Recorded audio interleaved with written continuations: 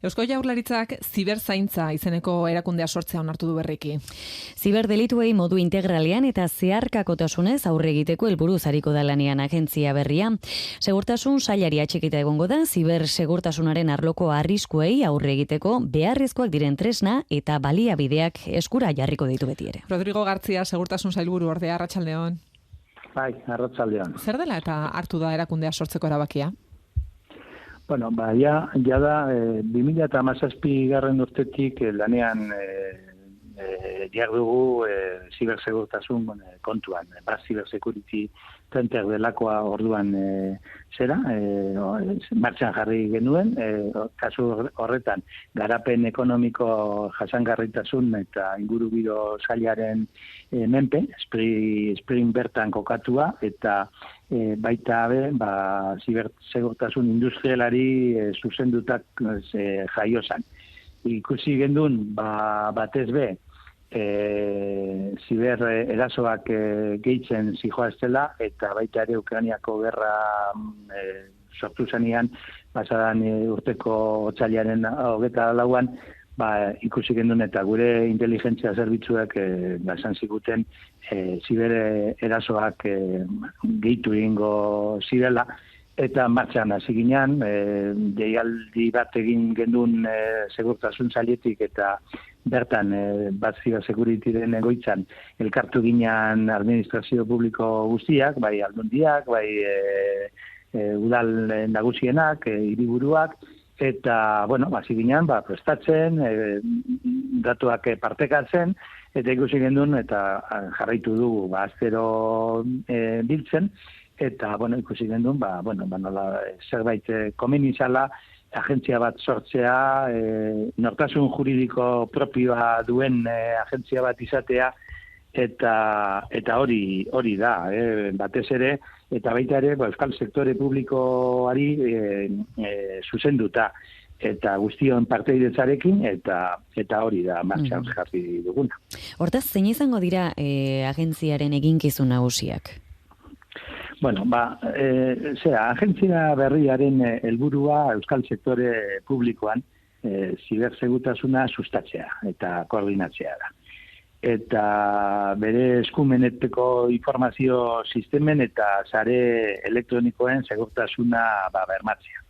Eta baita ere, herritarren eta enpresa sarearen zibersegurtasunaren eta garapen digital seguruaren arloko gaikuntza guztiak bultzatu eta bultzaraztea, hori da helburua. 2017tik kasuek gora egin dutela aipatzen zenuen, baina ez dakit gaur egun zein datu dituzuen ziberdelinkuentziari dagokionez, zein da egoera? Egia da, lehen 4 hileko honetan, azken, aurtengo urtarriletik apirilera arte, ziberdelinkuentzia gehitu eginda, euneko 22an guztira, eta gainera dira delitu guztien, lau delitotik bat jada ziberdelitoa da. Eta iaz, zian 5 delituetatik bat. Beraz, gehitu egin dugu, euneko 22an, eta batez ere, ziberestafak daude, horrek hasi dira, ziberfaltzukeriak baita ere hasi dira, eta zibereraso informatikoak gehitu dira azken urte honetan euneko 118an. Eta beraz, igoera nabarmena da. Eta gainera, estadistika delinkuentzialak azaltzerakoan, hartu dugu erabakia berizteko.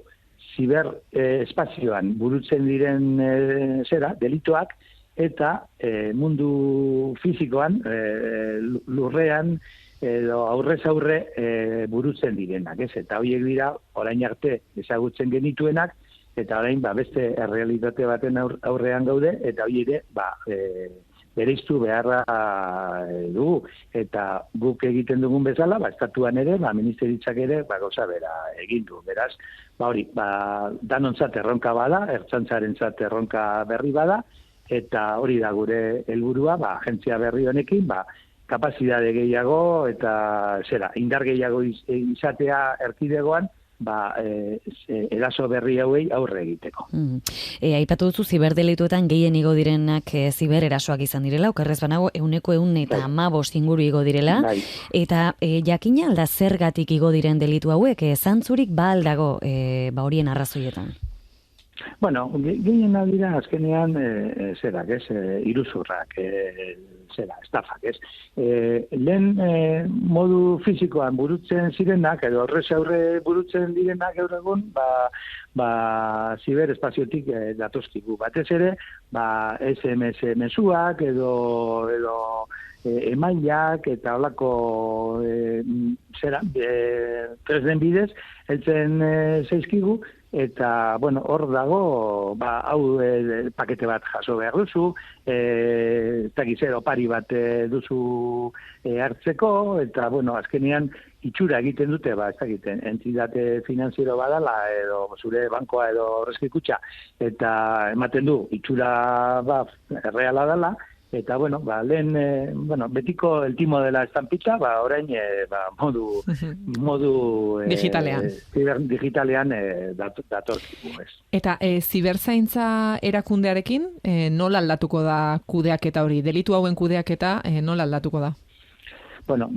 Emango du, agentzia berriak emango dio baita ere, ertzaintzari, laguntza, eta baita ere, apoioa ikerketa egiteko. Hori ertzaintzak egingo du, baina soporte hori, soportea laguntza emateko, eta baita batez ere gertatzen direnean incidenteak hor komunitatean ditugun zesirt deitzen dira eraso badagoenean horren erantzun azkarra emateko zentroak hoien koordinaketa egingo du baita ere. Eta laguntza emango die, batez ere, esaten duguna. Aldundiak, gainera gure erkidego autonoman, aldundiak indarra handia dute, hori estatuan beste diputazioak ez dute indar hori, gainera kontutan hartu behar da gure erkidegoan 3 aldundiak 3 ogasuna dutela, eta estatuan 5 ogasun daude, dira 3 gure erkidegokoak, Nafarrokoa eta gainontzekoa da la agencia tributaria, estatukoa. Beraz, badugu eta dauden azpiegitura guztiak, bai kritikoak eta bai bereziak horrei ere, laguntza emango die baita, batez ere. Gaur egun teknologiarekin dugun harremana egunerokoa da, hortaz, nola jokatu beharko genuke zibereraso bat pairatzen dugunean? Zibereraso bat pairatzen dugunean, salaketa jartzea da. Da beste delito guztiekin gertatzen dan bezala. Eta gainera modu azkarra badago, martxan jarri dugu, ertzantzan, hori badago aukera, etxetik eta egoitza elektronikoaren bitartez salaketa jartzeko, eta hori posible da egitea. Gero, baita ere, betiko eran, ertzainetxera zuzentzea, eta salaketa ezarri, eta gero, salaketa horiei, seguan, kasuan kasu, trataera desberdina ematen dugu, gure lurralde burutzatan aztertzen dira, trataera espezialduagoa behar da, eta gainera, gero delitua batez ere larriagoa danean, zerbitzu zentraletara dator, eta hori gertzen da, eta gainera, posi gaudez, porzentaia batetan, lortzen dugu gauzak argitzea, eta emaitzak lortzen ditugu gainera, salaketa horien aurrean, eta hainbat kasutan lortu izan dugu, iruzurra lortu danean, eta diru bat galdu bada ere, hainbat kasutan lortzen dugu baita ere, diru hori berreskuratzea, eta hori da azkenean importantena, hiritarrei satisfazio bat ematea aldan neurrian. Beste kasu batzuetan ezin izango da, baina behintzat ahalegin guztia egitea eguneroko, gaur egun arte ezagutu ditugun aurrezko delitu horiei aurre egiten diegun bezala, baita ere ziberespazioan burutzen diren erasoei baita ere aurre egiteko, eta nolabait hiritarrei zerbitzua eskaintzeko.